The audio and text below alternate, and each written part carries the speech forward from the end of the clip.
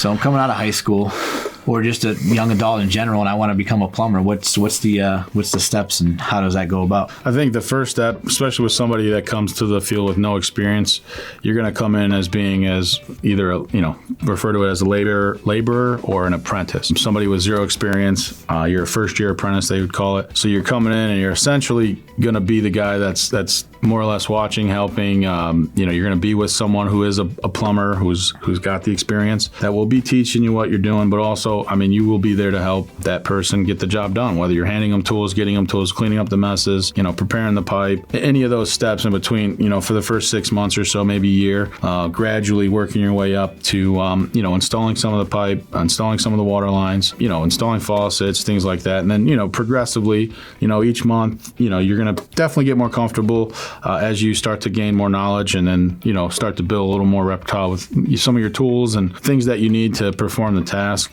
Eventually graduating into, starting to do some underground work, right? We do a lot of the new construction stuff, so you're going to start plumbing in sewer lines, obviously side by side with a plumber. And eventually, obviously, the goal would be, 2-3 years in to get you on your own and maybe running a small project or a couple jobs or running a truck. So there is a progression. It does take time, and every person's different. So some person can come in here with tons of experience, hands-on ability, use tools their whole lives. They're very handy. They're going to catch on to this very quickly. Someone who's never touched a tool in their life, not saying they can't do it, but it may take them an extra 6 months just to understand how tools work, how to hold them properly, which way to tighten nuts, things like that.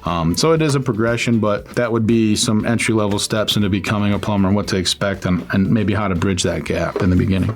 So when you come into a homeowner's house, we know you're not coming in with just some Joe Blow or somebody who's never touched a tool, or if they're coming in with an extra guy, it's because they have an apprentice with them and he's learning on the job, trying to become a guy that's on his own. Absolutely, yeah. So we would have a two-man crew in multiple cases, but yeah, a lot of times it's going to be because we have that guy that's learning, and he's with that guy that's experienced. So don't be alarmed, but also you should feel confident knowing that we won't let a guy on his own until he's absolutely ready to do any of the tasks that he's asked to do. And that's another reason you should give us a call. Carlong Plumbing, 216-463-2463.